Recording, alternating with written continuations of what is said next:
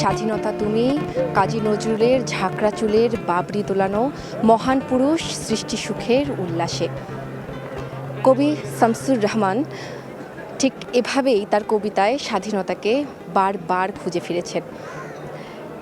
দর্শক, আমি উম্মে হানি, সময় টিভির নিয়মিত আয়োজন অমর ২১শে বইমেলায়, অমর ২১শে বইমেলার প্রাঙ্গণে আপনাদের সঙ্গে রয়েছি। আমরা প্রতিদিনের এই নিয়মিত আয়োজনে আমরা কথা বলছি এক একজন কবিকে নিয়ে। আজকেও আমরা কথা বলবো আমাদের প্রধান কবি কবি শামসুর রহমানের কাব্য বিশ্ব নিয়ে। কবি শামসুর রহমান তার কাব্যে, তার লিখনীতে বরাবরই নিয়ে এসেছেন স্বাধীনতাকে, সংগ্রামকে, এবং তিনি প্রতিদিনের যে লেখনী সেগুলোই নিয়ে এসেছেন তার লেখার ভিতরে। যদি কবি শামসুর রহমানের কবিতা এবং কাব্য নিয়ে যদি আমরা একটু কথা বলতে চাই, তাহলে আমাদেরকে তার বেড়ে ওঠা নিয়েও আসলে একটু কথা বলতে হয়। আমরা যদি তিনি আসলে 3টি সময়কাল নিয়ে বেড়ে উঠেছেন। তার শৈশব এবং কৈশোর কেটেছে ব্রিটিশ আমলে। এরপরে তিনি দেখেছেন পূর্ব পাকিস্তান, যেখানে তিনি খুব কাছ থেকে সংগ্রাম এবং তিনি খুব কাছ থেকে দেখেছেন যে নিপীড়ন এবং অন্যায়কে, এবং এর পরবর্তীতে তিনি দেখলেন এক স্বাধীন বাংলাদেশ। তার কবিতায় আসলে ফুটে উঠেছে সংগ্রাম এবং স্বাধীনতার কথা, এবং তার কবিতা, এবং তিনি আমাদের নগর জীবনেরও কিন্তু কবি। তিনি 3টি শাসনামল দেখার কারণেই তিনি কিন্তু প্রতিবার তার লেখনীতে উঠেছে সে সংগ্রাম। তিনি দেখলেন তার জাতি কিভাবে টিকে থাকলো সংগ্রাম করে, আর সেজন্যই তিনি হয়ে উঠলেন আমাদের স্বাধীনতার কবি। তিনি এভাবেই হয়ে উঠলেন আমাদের প্রতিবাদের কবি, এবং তিনি এভাবেই হয়ে উঠলেন আমাদের নগর জীবনের কবি। আমরা যদি তার কাব্য ইতিহাসকে যদি একটু দেখি, তার প্রত্যেকটি কবিতায় কিন্তু জনমানুষের কথা বারবার ফুটে উঠেছে। তিনি সংগ্রামের কথা বলেছেন, তিনি প্রতিবাদের কথা বলেছেন। তার প্রত্যেকটি কবিতা হয়ে উঠেছে এক একটি প্রতিবাদের ভাষা। 1958 সালের দিকে তিনি যখন তার হাতির সুর কবিতাটি লিখলেন, সেটি কিন্তু ছিল সে সময়কার তৎকালীন স্বৈরশাসক আইয়ুব খানের বিরুদ্ধে একটি প্রতিবাদী কবিতা। এরপরে যদি 1968 সালের দিকে যাই, সে সময় তিনি দেখলেন, তিনি 1968 সালের দিকে যদি যাই, তখন দেখি যে তিনি লিখলেন স্বৈরশাসক আইয়ুব খানের বিরুদ্ধে তার কবিতা বর্ণমালা, দুঃখিনী বর্ণমালা। এরপরে যদি 1969 সালের দিকে যাই, তিনি তখন লিখলেন তার আসাদের শার্ট কবিতাটি। এভাবেই দিনের পর দিন তার কবিতা হয়ে উঠেছে জনমানুষের মুখের ভাষা। এভাবেই তার কবিতা হয়ে উঠেছে সংগ্রামের ভাষা, স্বাধীনতার ভাষা। এবং তিনি 1971 সালে লিখলেন তার সেই বিখ্যাত কবিতা স্বাধীনতা তুমি, যেটি বরাবরই মুক্তিযুদ্ধের একটি বড় স্বাধীনতা নির্দেশে। দর্শক, আমরা শামসুর রহমানের আরও কবিতা নিয়ে কথা বলবো, এবং এই মুহূর্তে আমাদের বইমেলার অন্য একটি প্রান্তে আছেন আমার আরেক সহকর্মী শাতিলা শারমিন। আমরা তার সাথে যুক্ত হচ্ছি। ধন্যবাদ হানি। এই যে বইমেলা, এই বইমেলার যে প্রান্তে আমি আছি, সেখানে আমরা দেখতে পাচ্ছি যে আশেপাশে ভিড় কিন্তু বাড়তে শুরু করেছে। হানি, আপনি যেটা নিয়ে আলোচনা করছিলেন সেটি হচ্ছে শামসুর রহমানের শামসুর রহমানের যে কাব্য ভাবনা, সেটা নিয়ে। অর্থাৎ শামসুর রহমান যে লেখালেখি করেছেন, সেই লেখালেখি তিনি কি বিষয় নিয়ে করেছেন, কতটুকু তা পাঠকদের হৃদয়ে স্থান করে নিয়েছে, এবং কালের পরিক্রমায় এখনও তা কতটা প্রাসঙ্গিক। সেই বিষয়গুলো যেমন জানার দরকার, তেমনি এটিও জানবো যে বর্তমান যে পাঠকরা আছেন, বই প্রেমীরা আছেন, কিংবা বর্তমান যে লেখকরা আছেন, তারা কিভাবে বিশ্লেষণ করেন, চিন্তা করেন, কিভাবে এই শামসুর রহমানের কাব্য জগৎ তাদের চিন্তায় প্রভাব ফেলে, তাদের লেখায় প্রভাব ফেলে। এই সমস্ত বিষয় আমরা যখন খুঁটিয়ে খুঁটিয়ে জানতে চাইব, আমাদের সঙ্গে আছেন একজন অতিথি, আমরা চলে যাচ্ছি তার কাছে, তিনি আমাদেরকে তার কাছ থেকে আমরা জেনে নিতে চাইব তার লেখায় কিভাবে প্রভাব ফেলে এই শামসুর রহমানের যে কাব্য ভাবনা, তার যে লেখার যে জগৎ, সেই লেখার জগৎটি। শামসুর রহমানকে আমি এইভাবে বলি যে তিনি হচ্ছেন বাংলা কবিতার মহাপুরুষ, হ্যাঁ, এবং তিনি দেখতে খুব সৌম্য ছিলেন, খুব শান্ত ছিলেন এবং একটা রাজকীয় চেহারা ছিল, এবং তার কবিতার মধ্যে এক ধরনের রাজকীয়তা, এক ধরনের পেলবতা, এবং একই সঙ্গে বাংলাদেশের সকল ধরনের লড়াই এবং সংগ্রামের আখ্যান ছিল তার কবিতার মধ্যে। যেমন তিনি কবিতা লিখেছেন ধন্য সেই পুরুষ বঙ্গবন্ধুকে নিয়ে, তিনি কবিতা লিখেছেন সফেদ পাঞ্জাবি মাওলানা ভাসানীকে নিয়ে, তিনি 69-এর গণ অভ্যুত্থানের অন্যতম নায়ক মতিউর না, উনি হচ্ছে আসাদ, শহীদ আসাদ, তাকে নিয়ে তো কবিতা লিখেছেন আসাদের ষাট। সেই আসাদের ষাট সেই কবিতা নিয়ে সেই সময় 69 সালেই সারা বাংলাদেশে ছড়িয়ে পড়েছিল। তারপর তিনি কবিতা লিখছেন নূর হোসেনকে নিয়ে, বুক তার বাংলাদেশের হৃদয়। তো তারপর তিনি আমাদের বর্ণমালা, দক্ষিণী বর্ণমালা, মানে শামসুর রহমান প্রত্যেকটি সংগ্রামে তিনি একটি কণ্ঠস্বর হয়ে উঠেছিলেন তার কবিতায়, তার উপমায়, তার উৎপ্রেক্ষায়, তার শব্দ চয়নে, এবং কবিতার যে এক ধরনের নির্মাণ এবং নির্মিতি থাকে, সেই নির্মিতির মধ্য দিয়ে শামসুর রহমান আমাদের বাংলাদেশকে তার বুকে ধারণ করেছিলেন। যেমন তিনি 1971 সালে যে পাকিস্তানিরা যখন অকুপাইড করে রেখেছিল বাংলাদেশ, তখন তার নিজের গ্রামের বাড়ি পাড়াতলিতে পুকুর পাড়ে বসে যে কবিতাগুলো লিখেছিলেন, সেই কবিতাগুলো নিয়ে বই হয়েছিল বন্দি শিবির থেকে। এবং তার আপনি কবিতা বইয়ের নামগুলো দেখুন, তার প্রথম যে কবিতার বই প্রথম গান দ্বিতীয় মৃত্যুর আগে, একটা অসাধারণ কবিতা, প্রথম গান দ্বিতীয় মৃত্যুর আগে, নিরালোকে দৈবরাত দিব্যরথ, তারপর ধরুন যে টেবিলে আপেলগুলো হেসে ওঠে, তারপর আপনি ধরুন বিধ্বস্ত নীলিমা, এরকম তার কবিতা বইয়েরগুলোর নামগুলোর মধ্যেই এক ধরনের কাব্যিক প্রকাশ এবং একই সঙ্গে মানুষের বোধ এবং বোধন এবং কবিতার যে এক ধরনের নির্জলা প্রেম এবং স্রোতধারা থাকে তার কবিতার নামগুলোর মধ্যে এবং কবিতার মধ্যে, সেগুলো সবসময় প্রবাহিত ছিল এবং এখনও বাংলাদেশের কবিতা। এবং তিনি যতদিন বাংলা ভাষা এবং আমাদের বাংলাদেশ থাকবে, ততদিন পর্যন্ত শামসুর রহমানের কবিতা আমাদের অস্তিত্বের মধ্যে, আমাদের অন্তরের মধ্যে, আমাদের চেতনার মধ্যে, আমাদের সকল বুদ্ধিভিত্তিক পাঠকদের মধ্যে এক ধরনের প্রেরণার উৎস হয়ে থাকবে। আমি মনি ভাই একটা জিনিস জানতে চাইবো, সেটি হচ্ছে যে আপনি যখন খোরাক খোঁজেন, লেখার খোরাক খোঁজেন, নিশ্চয়ই বিভিন্ন জায়গায় সেই খোরাকটি পান, সেটি শুধুমাত্র লেখায় না, আপনার জীবনের সমস্ত অভিজ্ঞতায়। শামসুর রহমানকে যদি আপনি আপনার জায়গা থেকে বর্ণনা করতে চান, যে তার কাছ থেকে খোরাকটা আসলে কতটুকু, সেই শতাংশটা কেমন হবে? শতাংশ দিয়ে কি এগুলোর হিসেব করা যায়? কখনোই এটা যায় না। শামসুর রহমানের কবিতা নিয়ে যখন আমরা আলোচনা করি, তার বাইরে কিন্তু তিনি 10টা ছোট গল্পও লিখেছেন, কেমন খুব চমৎকার। তারপর তিনি 5টা উপন্যাস লিখেছেন। আমার খুব সৌভাগ্য, 2006 সালে তার একটা উপন্যাস আমাকে উৎসর্গ করেছিলেন, এবং রামান ভাইয়ের সঙ্গে আমার খুব অসম্ভব ভালো স্মৃতি আছে। আমি একটি স্মৃতির আপনাদেরকে শোনাই, একই সঙ্গে দর্শকদেরকে শোনাতে চাই। সেটি হচ্ছে প্রায় 25 বছর আগে আমরা শামসুর রহমান, আমি, তারপর হচ্ছে স্বাধীন মেলা বেতার কেন্দ্রের শব্দ সৈনিক আশরাফুর রহমান, বাংলাদেশ, আমি তখন বাংলাদেশ বেতারে চাকরি করতাম, শামসুদ্দিন আহমেদ নামে একজন কর্মকর্তা এবং ডক্টর আশরাফ সিদ্দিকী, আমরা অনুকূল ঠাকুরের বাড়িতে যাচ্ছিলাম পাবনাতে। তো পথে যেতে যেতে আমরা গাড়ি থামালাম এবং একটা পথের পাশে গাড়িতে আমরা চা খাচ্ছি। সেই সময় কয়েকটা ছেলে মেয়ে স্কুলে যাচ্ছে। তো শামসুদ্দিন সাহেব যে ছিলেন স্যার, উনি ওই ছেলে মেয়েদের ডাকলেন, বলছে তোমাদের বইয়ের মধ্যে কবিতা আছে? শামসুর রহমান, হ্যাঁ শামসুর রহমানের কবিতা আছে। তো ওরা তো আর জানে না, একটু পড়তো। তো ওরা পড়ে, কবিতাটা এখন আর মনে নেই, তো পড়তেছিল। তখন পড়ার পর জানো, এই যে লোকটা রহমান ভাই খুব মুগ্ধ বিস্ময় এসে দেখতেছে যে পথের পাশে স্কুলে যাচ্ছে পাঠ্য, এটা একটা অলৌকিক ব্যাপার।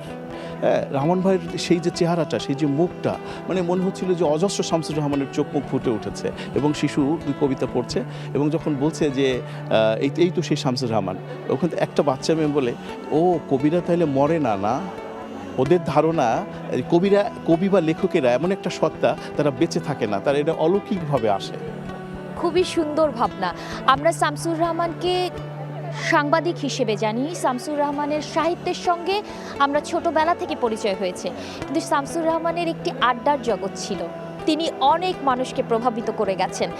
এই যে এক ধরনের চিন্তার জগৎ, চিন্তার খোরাকের জন্য যে একটা জায়গা তৈরি করা, এই যে সবার মাঝে সেটি ছড়িয়ে দেওয়ার চেষ্টা করা, এই জায়গাটিকে শামসুর রহমানকে কিভাবে বিশ্লেষণ করবেন? শামসুর রহমানের একটি প্রবন্ধের বই আছে, সেই বইটি বেরিয়েছে শ্রাবণ থেকে, এবং সেই প্রবন্ধগুলো যদি পড়া হয়, কবি তো প্রবন্ধের মধ্যগুলোর মধ্যে একটা কাব্যিক প্রেরণা আছে। সেই কবিতাগুলো যদি ওই প্রবন্ধগুলো যদি পড়া হয়, তাহলে শামসুর রহমানের যে আড্ডার একটা ঢং আছে, সেই আড্ডার ঢংটা ওই প্রবন্ধগুলোতে পাওয়া যাবে। কেমন? আরেকটা ব্যাপার হচ্ছে যে শামসুর রহমান যখন দৈনিক বাংলার সম্পাদক ছিলেন এবং একই সঙ্গে বিচিত্রা সম্পাদক ছিলেন, সেই জায়গাটা আপনারা জানেন না, দেখেন নাই। আমরা তো তখন, আমাদের বয়স হয়নি, আমরা কিভাবে দেখব? হ্যাঁ, তো আমি একটু কম যেতাম, কিন্তু মাঝে মধ্যে দিলে দেখতাম যে তার টেবিলটা সবসময় কেউ না কেউ বসা থাকতো, এবং খুব চমৎকার এলায়িত শরীরে, মানে মজা করে তিনি বসছেন, খুব স্নিগ্ধ স্বরে অল্প করে কথা বলছেন। হ্যাঁ, খুব একটা ভালো, মানে মনে হচ্ছে যেন মানে ওই তার কথাটা যেন অস্তিত্বের ভেতর থেকে লীন হয়ে কাব্যের মতো করে, কবিতার মতো করে খণ্ড খণ্ড এবং একই সঙ্গে গীতল হয়ে বেরিয়ে আসতেছে, এরকম একটা ব্যাপার ছিল। মানে যেটা আমরা ফ্রেঞ্চ রেভলিউশনের সঙ্গে সময় দেখেছি, যে একটা সোসাইটি তৈরি করা, যে সোসাইটি থেকে বিভিন্ন শিল্প সাহিত্যিক, মানে শিল্পকলার বিভিন্ন জায়গায় যারা অবদান রাখবেন, শামসুর রহমান তো সেরকমই একটা জায়গা তৈরি করে অনিবার্যভাবে ছিলেন। এবং আমি যেটা আপনাকে আরেকটু আগে বলেছিলাম যে শামসুর রহমানের কবিতা এবং একই সঙ্গে শামসুর রহমানের গল্পগুলো পড়া উচিত এবং উপন্যাসগুলো পড়ে। যেমন একটা উপন্যাসে এলো সে অবেলায়, খুবই রোমান্টিক। একটা উপন্যাসে গাংচিল উপন্যাসটার মধ্য দিয়ে তিনি অসম বিয়ে এবং পারিবারিকভাবে আমরা যে যৌনতার ভেতরে এক ধরনের অবদমনের ভেতর দিয়ে আমরা যে বসবাস করি, এবং সম্পর্কের যে টানাপোড়েন এবং রক্ত যে খুব গুরুত্বপূর্ণ বিষয় হয়ে ওঠে, রক্তের সম্পর্ক, সেই সব বিষয়টা খুব দক্ষতার সঙ্গে। উনি তো ইংরেজি সাহিত্য পড়তেন, বাংলা একাডেমি থেকে ওনার একটা বই বেরিয়েছে, রবার্ট ফ্রস্টের কবিতা তিনি অনুবাদ করেছেন। কেমন? তো যেহেতু তিনি ইংরেজি সাহিত্যের ছাত্র ছিলেন এবং ইংরেজি সাহিত্যটা খুব ভালো জানতেন, এবং ওনার সেই উপন্যাস অধিকাংশের মধ্যেই এক ধরনের ম্যাজিক রিয়েলিজম, আমরা যেটাকে বলি যে বাংলায় যেটা বলি জাদু বাস্তবতা। একটি খুব মজার অভিজ্ঞতা আসছে আপনার শামসুর রহমানের সঙ্গে, একটু যদি আমাদের সেই অভিজ্ঞতাটা। রহমান ভাইয়ের সঙ্গে আমার অনেক ধরনের অভিজ্ঞতা আছে, তা একটা তো বলেছি, আরেকটা হচ্ছে এরকম যে আমি তখন আগারগাতে বাংলাদেশ বেতারে চাকরি করতাম। তার বাসা খুবই কাছে, শ্যামলী 3/1। কেমন? তো প্রতি মাসে তার প্রোগ্রাম থাকতো, ওই কন্ট্যাক্টটা নিয়ে আমি যেতাম। তো ওই বাসাটার নিচতলাটা একটা, যেটা ড্রয়িং রুম বসবার কোনো জায়গা ছিল না, কিন্তু পুরো রুম জুড়ে বইয়ের তাক। হ্যাঁ, আর আমি তখন বই কেনার মতো অর্থ করি হয়ে উঠছিল না, খুব কম বেতন পেতাম, কিন্তু অনেক বই দেখে আমার খুব লোভ হতো যে বইগুলো আমি কিছু বই চুরি করব। তারপর যেটা করতাম সেটা হচ্ছে এরকম যে আমি একটা ব্যাগ নিয়ে যেতাম, এবং ব্যাগের মধ্যে যে উঠতে নিচে বসতাম, 5-7 মিনিট সময় লাগতো, বা কারোর সঙ্গে কথা বলছে যে তুমি একটু পরে আসো। তো উনি যেটা আমি করতাম কি, যে পছন্দ করা আমার একটা বই এখনও মনে আছে, আমি কি বলি সেটা, কাজী নজরুল ইসলামের বন্ধু শৈলচন্দ্র রায়ের একটা বই, সেটা নজরুল ইসলাম নিয়ে, সেই বইটা আমি চুরি করেছিলাম। এইটা আমার এখনও মনে আছে। আমি আরও কিছু বই রহমান ভাইয়ের কাছে চুরি করেছিলাম। আরেকটা ব্যাপার, রহমান ভাই কিন্তু সমস্ত মানুষকে আপনি করে বলতেন, ছোট বড় সবাইকে আপনি করে বলতেন। আমি তাকে বাধ্য করেছিলাম যে আমাকে যদি তুমি করে না বলেন, তাহলে আপনার সঙ্গে আমার আর কথা হবে না, যোগাযোগ হবে না। তারপর শেষ পর্যন্ত সে আমাকে তুমি করে বলতো। প্রচুর জোরাজোরি এবং প্রচুর পিরাপিরি। আর শামসুর রহমানের এই সত্তাগুলো তো উনি পছন্দ করতেন, তাই না? পছন্দ করতেন। আর একটা ব্যাপার ছিল, রহমান ভাই যখন শেষ বয়সের দিকে যখন হলেন, তার পুত্রবধূ টিয়া, আপনি এটা চোখে না দেখলে বিশ্বাস করবেন না যে শ্বশুরকে কীভাবে যত্ন করে। হ্যাঁ, আমি অসম্ভব যত্ন করতে দেখেছি টিয়া ভাত খাইয়ে দিচ্ছে, টিয়া জামা কাপড় শার্ট পরাই দিচ্ছে, টিয়া গেঞ্জি পরাই দিচ্ছে। রহমান ভাই তখন অনেক বয়স কমে, আমরা যখন কোথাও জোর করে তাকে নিয়ে যাচ্ছি, টিয়া খুব বিরক্ত হতো যে আমার আব্বুকে বলতে, ডাকতো আব্বু, যে আমার আব্বুকে আপনার এই বয়সেও কষ্ট দিবেন। কেমন?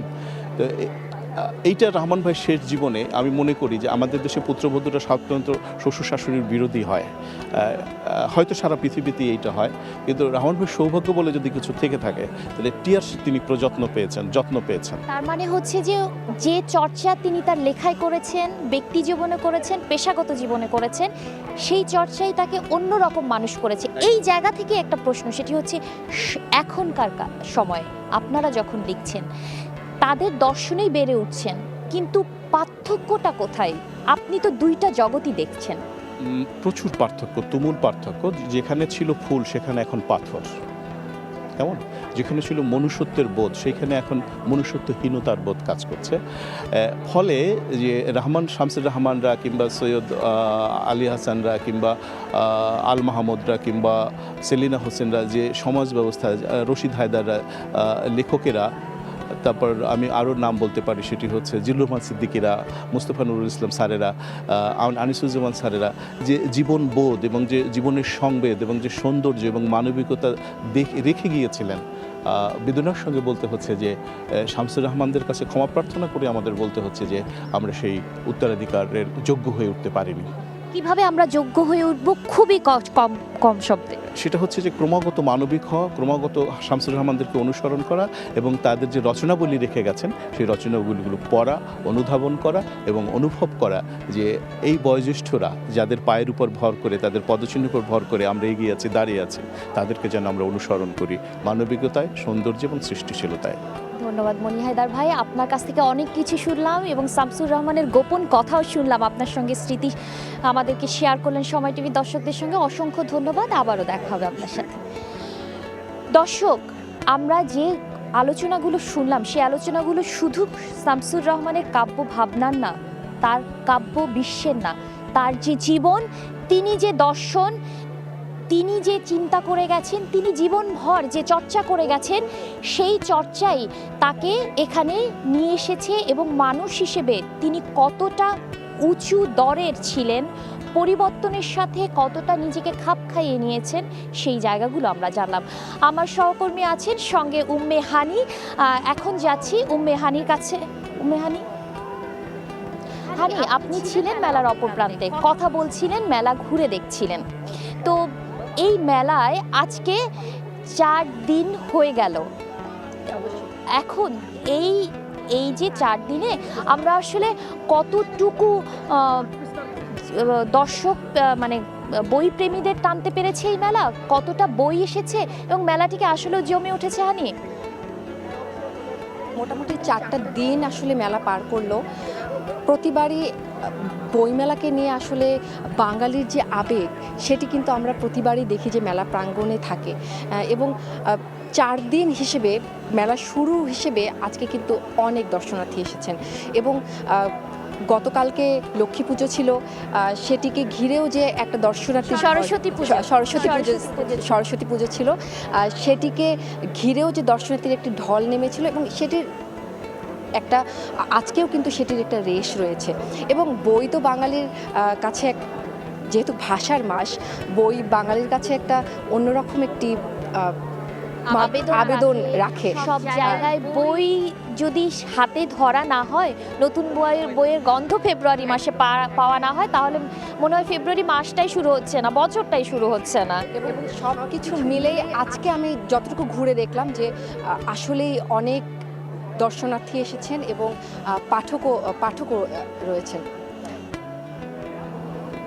আচ্ছা হানি, সেটি হচ্ছে যে আমরা যখন বলি যে এই যে মেলায় নতুন পাঠকরা আসছেন, নতুন লেখকরা আসছেন, আমরা আজকে শামসুর রহমানের কাব্য বিশ্ব নিয়ে আলোচনা করছিলাম এবং এই যে জায়গাটা আমাদের যে অতিথি ছিলেন তিনিও জানালেন যে তাদের সময়ের যে চর্চা, তাদের সময়ের যে ভাবনা এবং প্রেম, শুধু মানব প্রেম না, প্রকৃতি প্রেম, তারপরে এই যে সত্য কথা বলা, অন্যায়ের প্রতিবাদ করা, তারপরে সব সময় সত্যটা প্রকাশে একদম নির্মোহ থাকা, এই চর্চাগুলো কি নতুন লেখকরা করতে পারছে?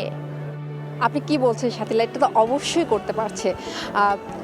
যদি বলি যে নতুন লেখক যারা আসছেন তারা তো একটা নতুন একটা আঙ্গিক নিয়ে তো অবশ্যই আসছেন, কিন্তু তারা কি পারবে যে পুরনো যারা লেখক রয়েছেন তাদেরকে ছেড়ে আসলে একটা নতুন আঙ্গিক দিতে? অবশ্যই না। তারা কিন্তু সেই পুরনো লেখকদের, শামসুর রহমান বলেন, কাজী নজরুল ইসলাম বলেন, তাদের যে ভাবধারা তার কিন্তু কিছুটা রেশ কিন্তু অবশ্যই থেকে যায় এখনকার নতুন লেখকদের লেখনীতেও, এবং তারা কিন্তু চেষ্টা করছেন এবং আমরা আশা করতে পারি যে আরও আসলেই তাদের নতুন লেখকদের মধ্যে থেকে আসলে নতুন কিছু বিষয় বেরিয়ে আসবে। শামসুর রহমানরা একরকম করে লিখে গেছেন, আমাদের অগ্রজরা একভাবে করে গেছেন। তারা নতুন কোনো ধারা নিয়ে আসবেন, নতুন কোনো বিষয় নিয়ে আসবেন এবং মানুষকে যে ভাবনা ভাবাবে, যে ভাবনার সামনে এগিয়ে নিতে সাহায্য করবে। শামসুর রহমানের নিয়ে কথা হচ্ছিল। শামসুর রহমানের সবচেয়ে প্রিয় যদি একটা লাইন বলতে, আপনি কোন লাইনটি বলবেন হানি? শামসুর রহমানের তো অনেক কবিতা রয়েছে, যেগুলো আসলে প্রত্যেকটি প্রেক্ষাপটে আসলে তিনি তৈরি করে আলাদা আলাদা স্বাধীনতা যেটা বলছিলেন আমাদের অতিথি। আমি যদি তার একদম শেষের অংশের একটি লাইন যদি বলি, যে নতুন নিশান উড়িয়ে দামামা বাজিয়ে দিক বিদিক, এই বাংলায় স্বাধীনতা তোমাকে আসতেই হবে, তোমাকে আসতেই হবে হে স্বাধীনতা। দর্শক, আমরা একদম শেষ প্রান্তে চলে এসেছি এই বিশেষ আয়োজনের। আমরা যখন আলোচনা করছিলাম শামসুর রহমানকে নিয়ে, তখনই এই মেলায় কিন্তু নতুন নতুন লেখকের নতুন নতুন বইও আসছে। তারাও চিন্তা করছেন তাদের সমসাময়িক বিষয় নিয়ে, তারাও চিন্তা করছেন প্রেম নিয়ে, তারাও চিন্তা করছেন স্বাধীনতা নিয়ে, তারাও চিন্তা করছেন মানব মুক্তি নিয়ে। তারাও আসুক, তাদের বইও আপনারা পড়ুন এবং চিন্তার ভবিষ্যতের যে প্রজন্ম, সেই ভবিষ্যতের প্রজন্ম তৈরি হোক সুন্দরভাবে, গড়ে উঠুক সুন্দরভাবে।